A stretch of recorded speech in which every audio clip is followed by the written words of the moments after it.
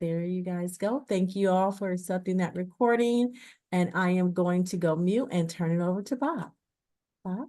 Well, thank you so much, and good morning, everybody. I'm gonna jump in pretty quick here because we only have an hour, and I hope we've got some exciting things to share. And most importantly, we want to hear from you and hear some of your questions and some of your opportunities and challenges that you've had when faced with the the the chance and the responsibility of observing kids. So. Um, my name's Bob, and I work for an organization in West Michigan called the ODC Network. Our job is to advance conservation and education. We work with 31 schools throughout the West Michigan area, which includes Kent, Ottawa, Allegan, and Muskegon counties. So that would be kind of Grand Rapids over to the lakeshore. If Grand Rapids is the outside, and then we sort of spread over to the lakeshore a bit wider. So prior to being here in this role, we're working with the team to manage 31 school partnerships, and we're planning on about 1,800 kids participating in a 6-week summer literacy adventure camp, partnering with their local schools. Prior to that, I taught middle school for 16 years, and really my time there was focused on how do we reach the kids that need to be reached, and how do we connect with the kids that we're not connecting with, because that is the essence of middle school. And so that's kind of the forgotten middle story. And so a lot of my work started to evolve around how do we get kids to engage in a higher level in a positive way where they'll be inspired to connect, because we know that there are challenges. So quickly before we get started though, if you have the video on, the obvious is that I'm a white person who's a male. So I just always take a moment out to acknowledge that. I understand, and I've learned that with that comes privilege that I did not necessarily earn, but was given to me. And so that I cannot change. However, I've really tried to commit this part of my life to using that to open opportunities and to create equity and equitable spaces for underrepresented people in my community. So with that privilege, I hope to do good. I'm going to get my screen sharing going here. Just give me a minute while I navigate back through Zoom. I've been out of it a little bit more recently, but we'll see if we can't get this going fairly efficiently. Okay.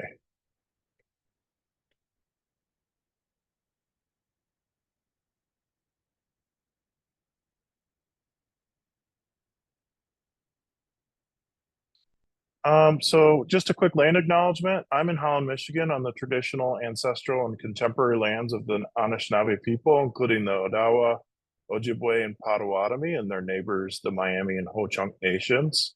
Um, so that's just important for us to recognize the space that we're in. If you don't know the space you're in, I would encourage you to look it up and be curious about that as well. So today we're going to talk a little bit about, and when I say a little, well, I could go on for days telling you all the stories of how I failed to understand behavior and how I failed to connect with the child that was trying to reach out to me. So we'll start with the notion, and something I have to remind myself of every day is all behavior is communication. And when we start to acknowledge and see it as that, it changes the dynamic right away. Because in my prior experiences, and sometimes still today, I see behavior as something a child is doing to me or to another child or to my program, but actually it's their way of being able to reach out. And we know that with the trauma that our kids are facing and the traumatic experiences that they've had, sometimes that's very difficult. We also know that kids communicate in a way that is reflective of whatever their situation is. So understanding that it's not about us and taking the sort of the leader ego out of the equation right away is super important to me. So now take a look at this picture, and I'd love to hear from some of you, or just think about what are you seeing here first and foremost. And then if a few people want to share out, what do you notice or what is your first reaction to this photo? And I'll have a hard time calling on people, so maybe somebody, we'll see how this goes. If we can unmute without stepping on each other and just share a quick thought. What do you notice or what's your first reaction? I'm thinking that looks like a no-no. Just from the kind of a cliche Yeah, example of stealing cookies out the cookie jar and like they're yeah. sneaking. Somebody's dipping into the cookie jar. Somebody's getting into something they shouldn't be getting into. And thank you for sharing that. That's a little vulnerability because that is what we all tend to do. We look at a situation and we go, oh, this must be what it is, when it could be a lot of other things. So I want you for a minute to think about this. I notice, think about the cookie jar and think about I notice, I wonder, and it reminds me of, and think beyond just what your first reaction is when you observe that behavior in the slide and start to frame it more into these things. I'm going to show you the picture of the cookie jar again. I notice, I wonder, and it reminds me of, and then we'll share out a little more extensively because I think for most of us that snap judgment that we were looking for was, oh, hand in the cookie jar. So what do you notice? What do you wonder? What does it remind you of?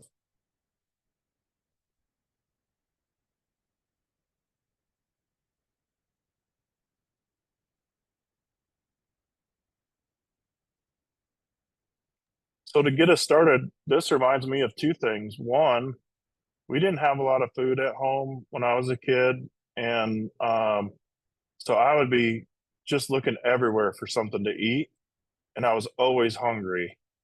And I sometimes ate things I wasn't supposed to eat because I was hungry. And then the other thing, I was also a kid who liked to make cookies when I was a kid. So it reminds me of when I would make cookies, and maybe this child is not taken away from the jar, but maybe they're filling up the jar. What do you notice, or what do you wonder about this photo, or what does it remind you of? It reminds me that everyone loves a good snack, and regardless of whatever it is, everyone has the same human need that everyone wants something to belong and to eat kind of Yeah. situation. Okay, thank you. Anything else?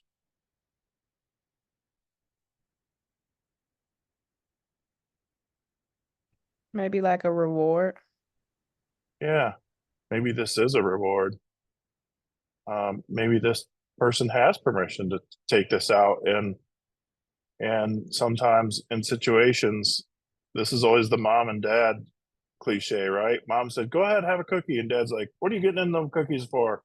You know you're supposed to wait to have your dinner." So maybe it's a mixed message, and maybe it's not the child, but the adults that are out of sync. So this is just something to kind of get our minds going as a starter here to think about when we make an observation of our children, kids in a program, or the interactions with their facilitator. Um, I always try to clear my mind and calm myself of what um, sort of bias and preconceived notions I bring to each observation. And that helps me to be able to make kind of a shift um, from my traditional discipline mindset, which is, hey, you're either going to have a punishment or a reward, and it's an externally controlled, to more of what we call conscious discipline, which is, hey, I'm here to help a child learn a missing social or emotional skill and build those internal controls with that child and better understand where they are and what they're doing. So our brains have several states that we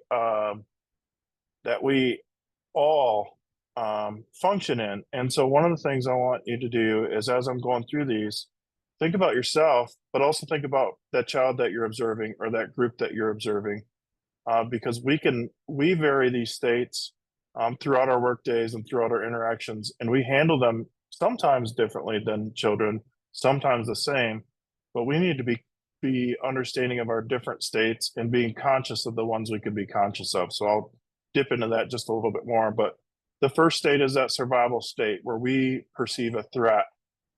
It's an unconscious thing where we're not sitting here thinking, oh, I see a threat. It's just a stimulus and a response.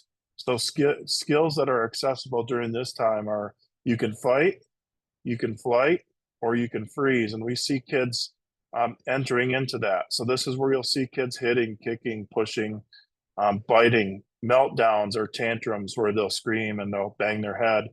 And this is where kids will withdraw, running away, hiding, or shutting down. And that child right now needs more than anything, and the only thing they need is safety.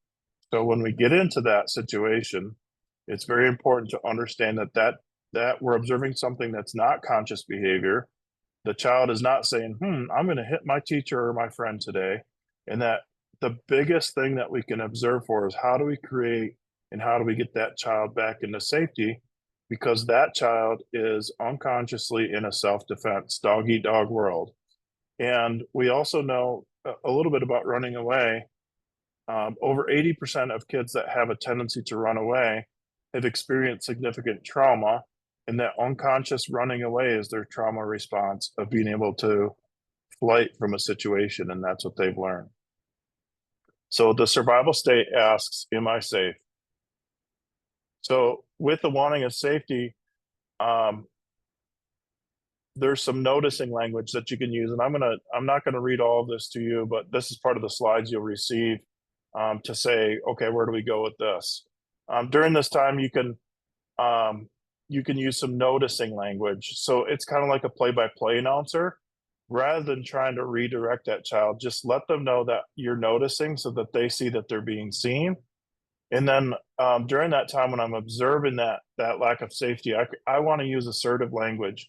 There was a huge thing for a while. It's like every child needs all choices and it has to be choices, and we want to give choices because that was a well-intended person's stab at equity is if we just open up choices, then equity. But right now, during this time, this child really needs assertiveness, and they look to that assertiveness can bring safety, and they can only respond to just the facts. Calmly stand up, walk to the stairs. It's time for bed. Open your book to page 22. Look at adding fractions. During this time, routines are very important. In the overarching time, if you have children that are in and out of safety state, those routines and that assertive language will help. And then composure strategies and finding a safe place are important to establish if you have kids that are frequently entering into the state of seeking safety. The next state I want to talk about is the emotional state. This is where kids are just in that, am I loved?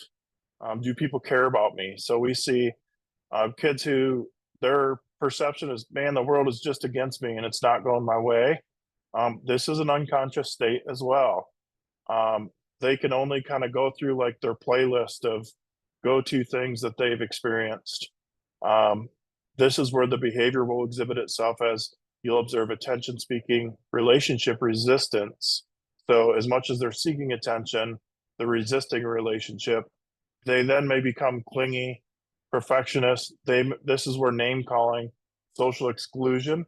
And this is a very, very, very popular time of feeling for students entering into adolescent state, because that's just where their brain is development. So their emotional state is triggering all the time as they're trying to develop the need for connection. And then their intention is, I just want people, I want to feel better and have the world go my way.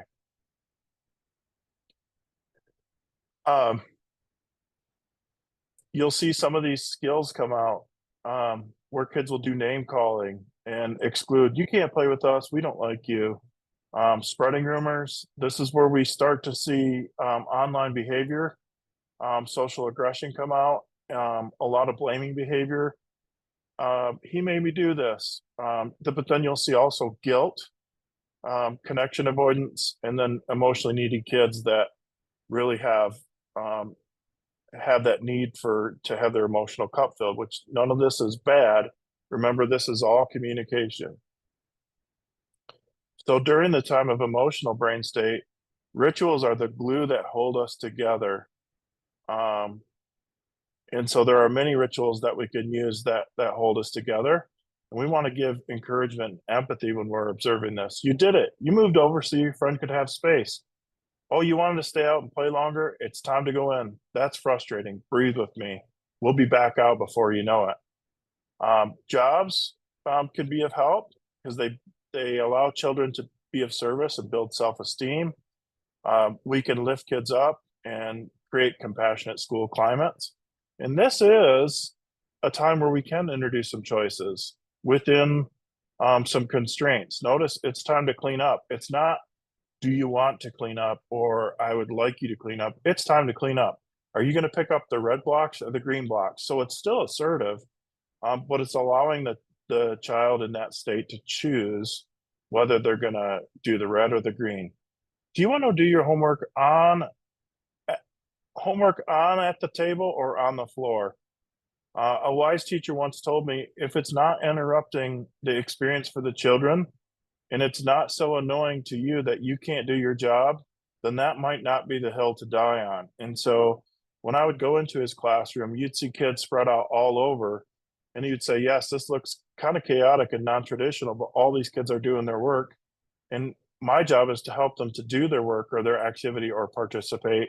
How they interpret that, as long as they're doing it, can look differently if it works for them. And so sometimes putting aside our like, how should this activity go? How would this game look? Or what will the outcome be? If kids are really getting into it and they're participating appropriately, then maybe some of my own preconceived notions have to go. Remember, when we're observing kids in these states, our brain is in one of these states as well. The last is that executive state, that's where we're like, oh yes, kids are curious, investigative, they reflect, they ask what help is needed. They're very conscious during this time. They have a willingness, a reflection, an empathy. They're working on problem solving in social settings. And then they want to wisely adapt and respond to the situation at hand. And they're just here to be like, what can I learn? And although we long for this state of kids, we have to accept the reality that this won't be all the time for everyone. And it might not be any of the time for some, depending on the experiences that they've had in the past. But boy, when we get that, kids are able to regulate their thoughts, feelings, and behaviors. They apply skills for goal setting and achievement. They have freedom from false brain messages, choices. They see the world from a wider and different perspective, and they're able to adapt to the current now situation, putting us in touch with our core wisdom. So think about it too. When I'm observing a behavior of a student who is in emotional or a safety state, if my brain becomes emotional at that time and I start thinking, oh, I'm just so frustrated with this kid right now, and man, if I didn't have to deal with this, my job would be so much better. When you have that emotional state and emotional state, it's very hard for either of us to get into the executive state. And that's where we, with the folks that I work with, we have a thing where we'll tap each other out, and it's not a suggestion. If we see one of our facilitators, we observe, hey, this person's in an emotional state with their child right now, I'll just tap them on the shoulder and be like, hey, Ted, why don't you go with the group? I'm going to work with Sean right now for a little bit. And Ted knows that I'm pulling him out of that emotional state. And the light tap on the shoulder is that physical touch that reminds us of like, this is what's happening right now. He doesn't have it's programmed that it's not a discussion he and I are going to have. He'll just be like, okay. And he moves into that space where then I can approach that child from an executive state and better deal with what they have. So if it's an option and you see that, that's a great way to kind of make sure that you're not getting into the emotional space where it's both adult and kids or child are working in an unconscious state and just reacting to their environment. So here are some of the executive states: solutions, class meetings, positive intent, language assertiveness. You're hoping to keep building the blocks. It's so hard to stop. You've got this. there are different consequences and executive skills. I don't want to spend too much time in this domain because I'm sure there are questions or issues about the others. So we'll keep moving with this part. So right now I wanted to kind of, before we go into the next state or the next piece, take a moment to see if there's questions about any of the part where it's like first setting the table for what am I observing and what am I seeing here.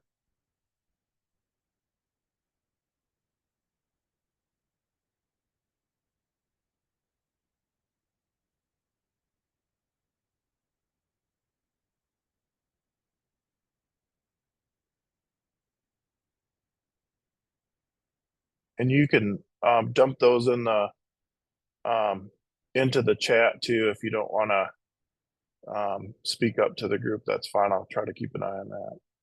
So that kind of sets the stage for when I observe what am I seeing and what's actually happening, not from a literal standpoint, but from a brain function standpoint. I intentionally put the I notice, I wonder, it reminds me of, because that's one of my favorite observation strategies to use to help me stay in executive state. I'm here to help. I'm here to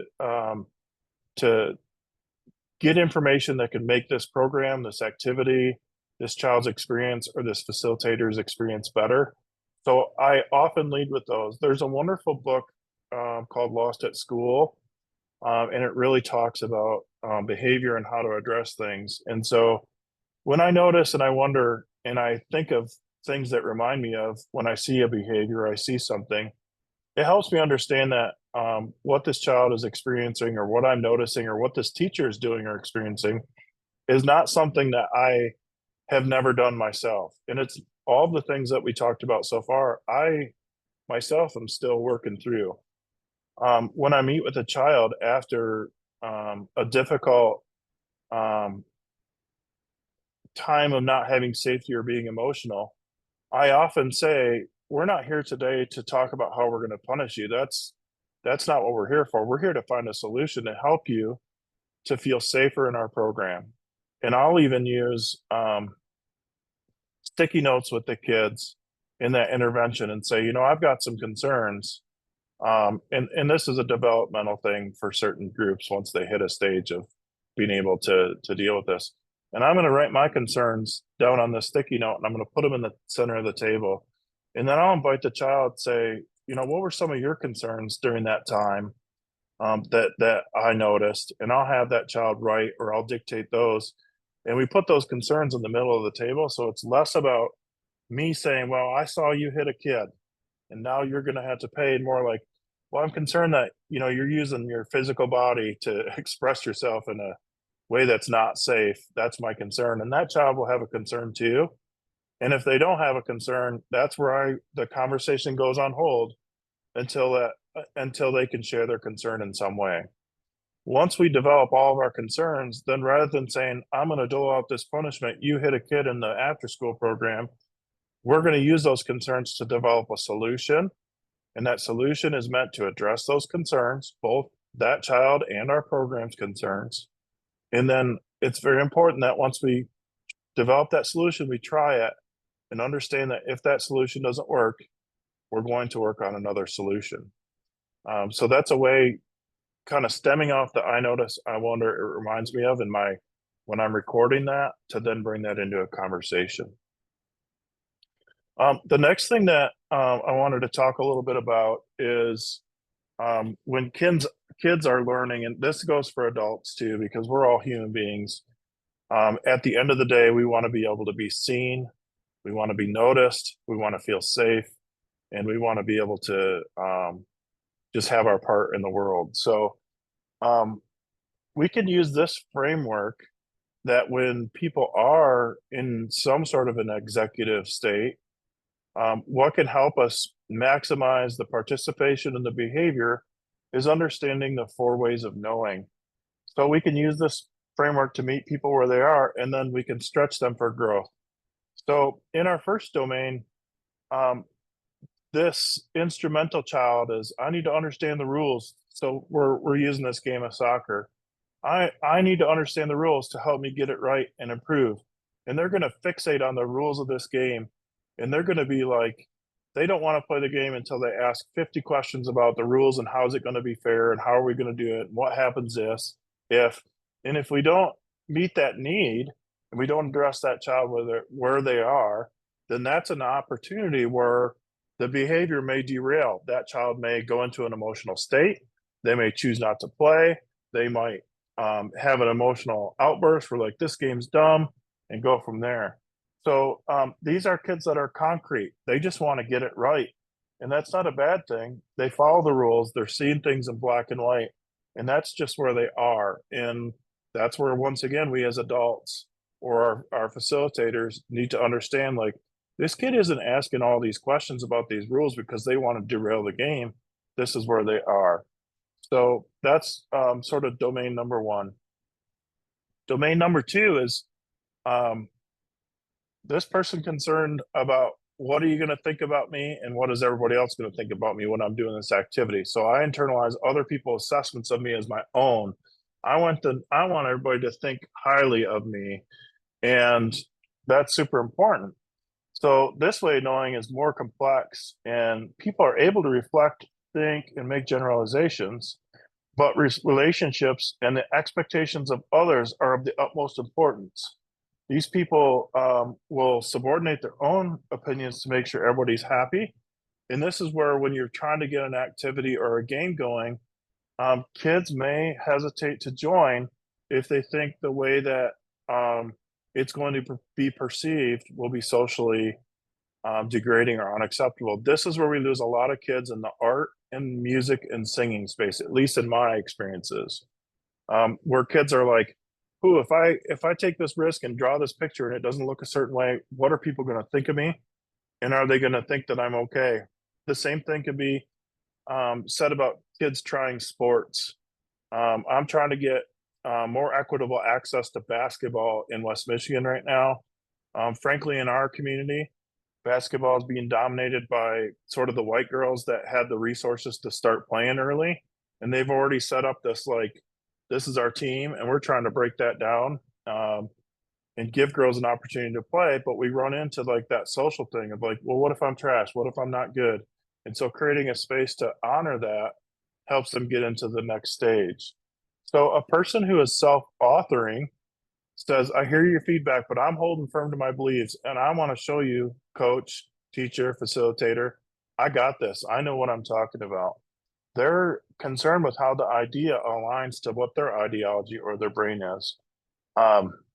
Their values start to make a big difference in this. And then the problem with this one, or the challenge, I should say, not problem, is what happens when a child's values are not congruent with your program or with your activity or with what your facilitator is trying to achieve. And so that could be a challenge because, as you know, values are built through the complete profile of a child's culture and their experiences. So this is why helping kids understand their value system and understanding your value system is so important, and then trying to transform kids through that. But first we have to identify that just because a value I have is high on my list, it may not be something that my children are necessarily even understanding or knowing. And then we get into our self-transforming knowing. And that's where the person is understanding, how can this help me grow? This is where people in a program start to understand with the we rather than the me. Some of this is developmental. So different brain stages of growth. It can be challenging to get into a self-transforming mode for a first grader because their brain development is not there. But as we grow, we can move in and out of it, because you'll notice kids in 4th and 5th grade start to get into transforming. And then there's some brain regression of middle school kids where they're not able to access that level of empathy. But this is a place where, when kids are there, you can help key into their meaning making and their desire to do for others and really get a lot of energy and participation out of that. So the last part, when we're observing things, I just wanted to touch on, and when I'm observing something that looks, or I'm noticing something that looks out of sort, I always, and this is a topic in and of itself, I want to check for, first of all, of course, inequality, and then am I providing equality or equity for access? Because as you can see here, the difference, inequality is completely off the rails, but the difference between equality and equity is huge in terms of providing the support so everyone can gain the benefit of whatever you're doing. So that's another thing when I'm observing behavior or observing a class or observing an activity or trying to figure out why is this happening. Sometimes it's just an equity issue where the child is standing on 2 blocks and it's not enough for them to be able to access what we're trying to do. So that's another thing to keep in mind. There's kind of 3 domains of equity that I think about when I'm observing. So first is my content. Is my content throwing kids out of equity, or is it creating an interference for their equitable representation in an activity? So when we develop activities from a certain viewpoint, such as colonists or European, and there are many, many, is that throwing some of our participants off? The next one is a climate. And so creating an environment where certain cultural groups are allowed to underachieve is very important to understand about our climate. So Enid Lee calls that the soft bigotry of low expectations. And this is one where I have to check myself because I'll be like, well, you know, those boys have had a really tough day and they just want to kind of come in and mess around and they need this because they've had a tough day. And I have to be careful that I'm not lowering my expectations for a group of boys because of what I'm perceiving as the experience they had before they got to my after school program or what they actually need without truly tapping into their needs. Another climate is just the seeding of and calling on students or engaging with students in a way that's not equitable. We have to check ourselves for what measures do we have in place to keep from developing these not purposeful, but just patterns that may cause kids to see us differently. I work in a middle school in West Michigan, and I'm there like once a week, and I'm helping out in a science class. And one of the teachers came to me, and they're like, "Bob, interesting thing happened today." They said the kids were talking, and they're like, "Well, Mr. Bob must be Mexican," and the teacher was like, "Well, what makes you think Mr. Bob's Mexican? Because I don't appear to have a lot of features that would be consistent with that." And the kid said, "Well, anybody that talks to Mexican kids or cares about them this much must be Mexican."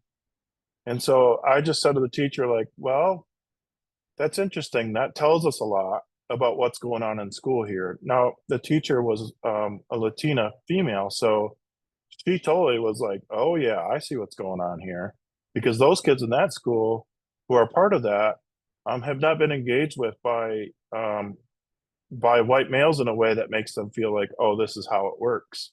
So that's interesting. And then another one in climate is relationship bias. This is so hard, and this is what makes, I think, our out of school time people so powerful is you fight through relationship bias. It's so easy to gravitate toward the kids that are in an executive state that come rolling in and they're like, "Hey, Mr. Bob, I can't wait to make a difference today," because that's like kind of where a lot of people go to because it's easy and it's comfortable and you're going to have all this growth and all these things. But we know that the kids that are in the safety state actually need the relationship just as much or arguably more to go around. So check in on that. And then pedagogy or our instruction. Do kids have the vocabulary access? Are we talking over kids? Are we talking under? Are we using even slang out of place could be funny, but slang out of place if you're trying to be serious is not viewed upon very highly of kids. Are our instructions able to be accessible? Do the visual cues that we're using represent the kids we're working with? And then does our video and media footage represent the kids that we're working with? And so for me, that's huge because of all the bias that I have to make sure that I'm checking on this. And so that's an area that I'm challenged with.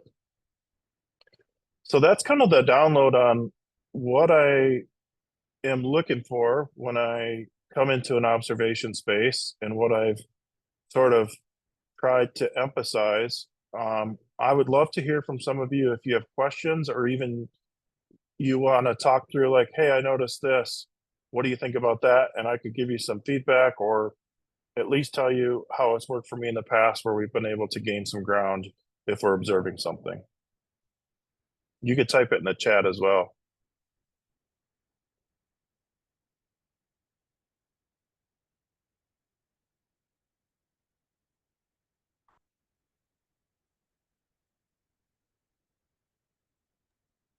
You can kind of do stump the chump too if you got something where you're like, I saw this kid do this. What do you got for that? I'm happy to take on some of the challenging stuff too.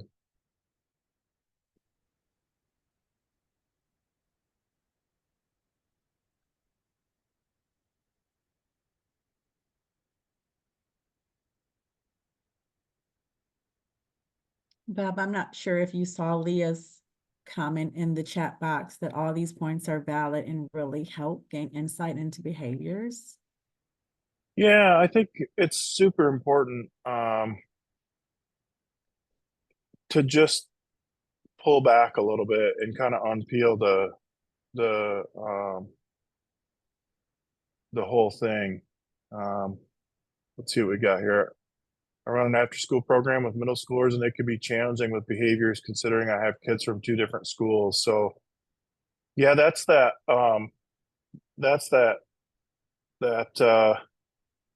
We're stacking up all sorts of social things when we have kids coming from different schools that don't know each other, and there's all the pride, and that they're middle schoolers. And that's where I think like, I think that establishing the third culture is super important.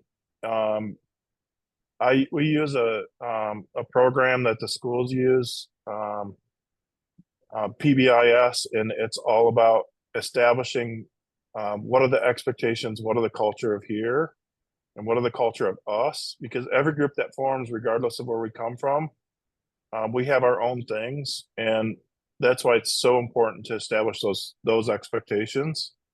And I think that with the middle schoolers coming from east or west or whatever the 2 schools are, they got to check that at the door. And we as facilitators have to find what here among us do we have in common and what differences can we recognize and be okay with. But we're not here to celebrate our differences. But that's a tricky one.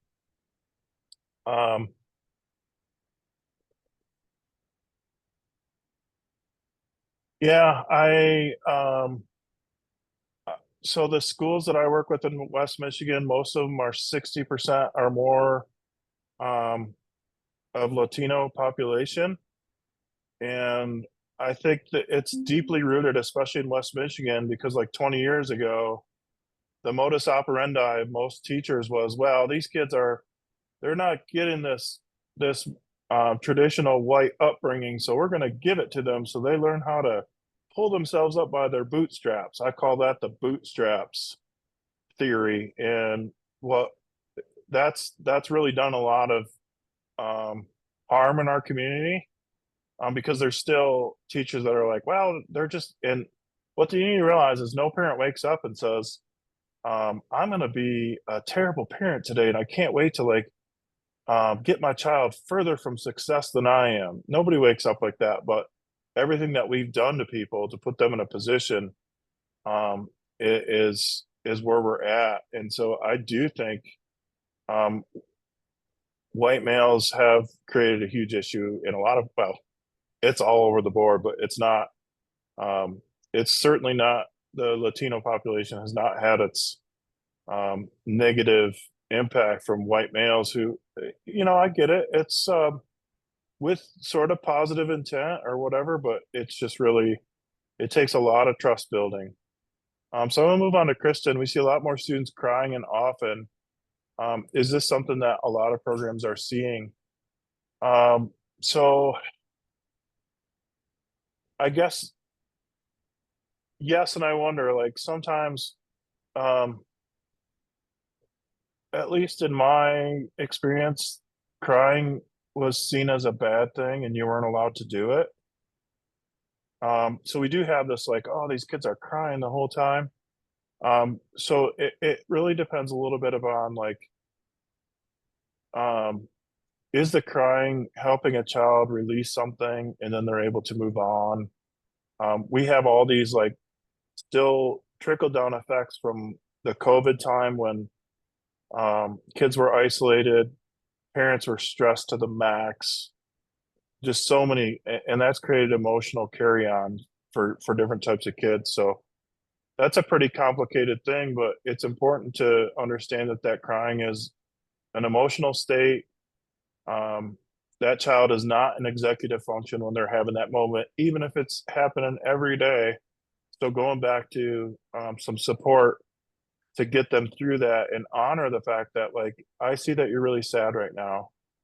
Can you breathe with me? Or um, being able to help the situation. And we can't always soothe every behavior away and say, well, I'm going to give you a cookie and you'll stop crying. But what is the support that child needs to feel safer? Um, but yes, that is a thing, and it tries the patience because of the um, just the still the limited help that we have. Bob, I don't know if you see Nicole has her hand raised. Yeah, I just want to bring this up. This person says yes, crying is frequent, and they've had great success with asking that child to look at your face and ask if we look angry. That can help them to interpret your emotional state if you don't look angry and get back into an executive state. So this is the tricky part. If you're alone with kids, I will say, hey, you're having a hard time and I'm not going to leave you. I'm going to stay here with you until you're feeling better. And so if there's two facilitators in a group of 25, you could pull that off and say, you know what, I'm going to stay here with you. Miss Jane's going to take the other kids, but I am not going to leave you until we feel better. And that kind of resonates with that, like getting them to see you and getting them to trust enough that like, okay, Mr. Bob's not going to be like, oh, hey, you're crying, feel better, I got to go. So that's a thing that's worked well. Nicole, what do you have for us? Hi, thanks. First of all, thank you for the information. It's very, very helpful. I appreciate it. I run an after-school program and it's an art program. And I do not normally have kids in my program that are autistic or have ADHD or are dyslexic, but I had a group of kids who were family and all of them suffered from some of those things. And so I did not want to say no. And so I allowed them to come because I said, well, I know how to love you and I'll love you through whatever you're experiencing. So I guess Mhm. can some of these things be used with kids who suffer from that? And am I helping or hurting with having them in the programming, being that I don't have necessarily the training to I don't want to say handle Yeah. them, but the training to So be able to address what they're experiencing. yeah, I hear you. First of all, just um, it's it's a tricky thing. Um, and these kids, their brain just works different, right? And I grew up as a young man and a boy thinking that kids with autism were just they're always running a system, right? Because it felt like that, but they actually don't have the theory of mind to be like, well, I'm gonna mess with this art program today. Because if they did, they wouldn't be on the spectrum of ASD to that point. Right. Um, that this is a big one, but I can tell you two things in the time of this session. One, Any intervention that works with kids that are ASD works with all kids. Okay. So if something works for those ASD kids, it actually works well with all kids. And I'll give you my for instance. Are these kids able to read and write that you have? Yes. One is Okay. dyslexic, but he's able to read Yeah, and it's all write. good. So if the kids are of age and they have the cognition to be able to read or write, I go to nonverbal and just sticky notes. So if I Mhm. want them to put the materials away, I'll write on a sticky note, it's time to put your paint away, put it on the shelf. And I just set the sticky note down next to the child on their desk and I walk away Mhm. because kids with ASD, the the audio input and then trying to process the instruction and how their brain works, that's where a lot of that breakdown occurs. So sometimes just writing a sticky note what your thing is, they'll then read the sticky note and do it, and that works for all kids. So if you got another kid that's just doesn't want anything to do with me for the day and it's like, Mr. Bob, I don't like you today, then I'll be like, okay, I'm just going to drop you a sticky note and then you don't have to be all up in my business. And I'm not all up in your business today. And that works for that kid too. So I would start with your first strategy is just your sticky notes. And then there is it's like on one of those little retractable cords. Let me look. Sometimes we have them, but there's a bunch of nonverbal visual cues. You just pull out Mhm. the visual cue and it'll have a stop sign or it'll have this different thing. And you can get that. Maybe I can get a link to that. We can share that out. But you get that little thing. And a lot of kids on ASD, if you just hold up the card rather than trying to engage with them, Mhm. um, that can be very helpful. And then also, not all of them, but most kids in that how their brain works, they do not want anybody touching on them because how they Yeah. receive their neurotransmission to their brain is totally different than ours. Where even like you might think, hey, if I come back and give you an appropriate pat on the shoulder, you got this. Where that might be for most people, something that would be soothing. For that ASD kid, that's just like room. There's a simulator you can go online and it will give you visual and audio simulation of what it's like based upon some research. But those are a couple things. If you reach out to me via email, I can send you some additional resources. I would say my number one improvement that I've made over the last 15 years is understanding students with autism and that it works um, for everybody else as well. Thank you so much. Alexandra, Hi, yeah, hopefully you can hear me with my headphones. I got you. Okay, perfect. So I work at an after-school program that specifically serves the refugee population. And so we have a lot of English language learners. And so I was just wondering if you have found any strategies helpful for some of those kids that are in the survival state and also learning English. So they have some behaviors that they're working through and also to feel safe with like a trauma-informed lens. So I was wondering if you have any practices that you've noticed that are helpful for some of those behavior opportunities. I work with an English learner group of middle school kids once a week at the end of the school day. And I think the biggest thing for me has been um, the empathy piece of what they're going through. And so it's a little bit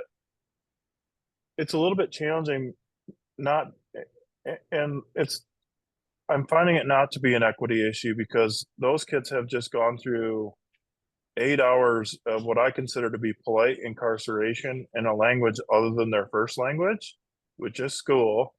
And so I think the best strategy that I can have coming into those English learner settings is trying to like really ground myself in my executive state. Because I'll tell you what, English learner boys that have been um, in a school with some of the things I talked about with bias, they can really they can trigger me pretty fast. And they're not trying to push my buttons; they're just trying to do some things. So I found physical movement for all has been better.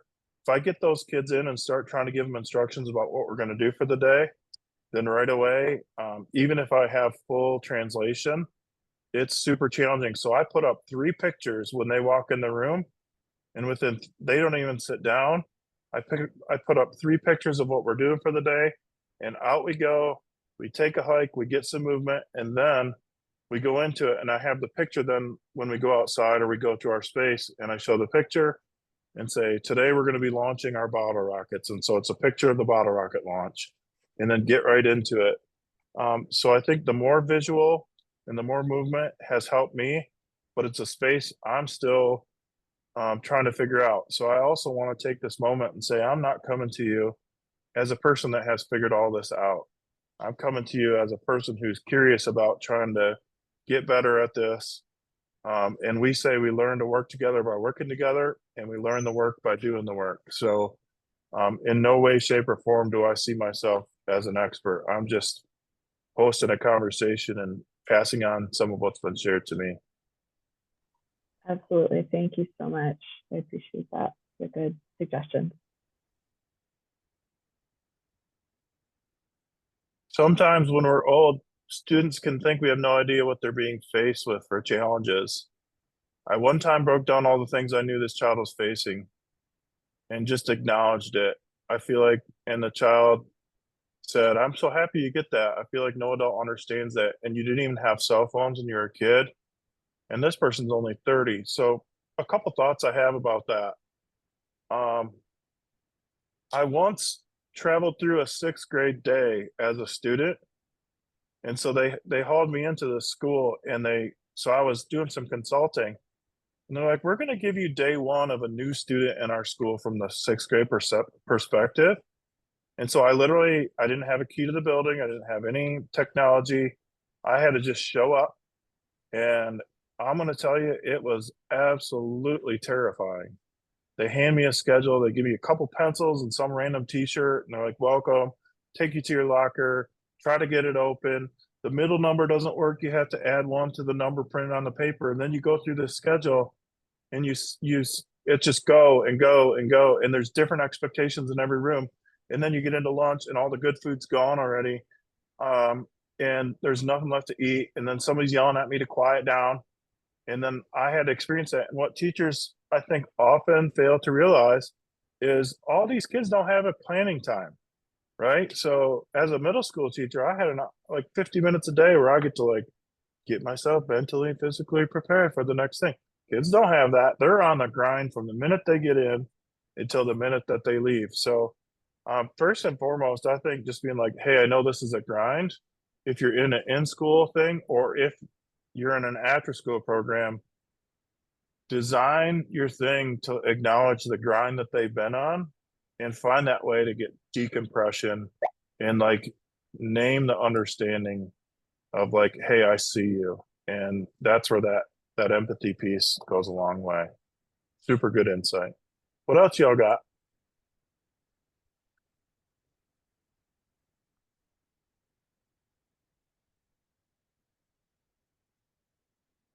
Hearing none and seeing none in the chat box, I wonder if we can go to the thank you, the end of session survey. If you are not on your phone, you can take your phone and go ahead and hit that QR code and take our survey. If you happen to be on your phone, I am going to put the link to the survey in the chat box for you to go ahead and click on that and take our end of session survey as well that way. So there's 2 ways you can take it: using your QR code to take a snapshot, using your phone, to take a snapshot of the QR code, and then to also click on the link. So as I said before, we'll have these slides, and when you read a slide or you see a part, and after this, you're like, okay, so you said something about running kids. I need to really know about this. We can talk about it. I'd be happy to follow up with you. As I said before, I don't have it all figured out, but I work with some amazing people that have figured a lot of things out. And these are things that have helped me. and hopefully they can help you. So please let me know how, or if you're skeptical of this whole thing, I'm happy to have a crucial conversation and hear where maybe you've tried some of these things and there's been a missing component. Or if you're just struggling to get in to stay out of your emotional space with kids, and you find yourself doing battle with your kids, or you see your staff doing battle with kids, let me know. We can help, because this is everybody in Michigan trying to form this connection and network.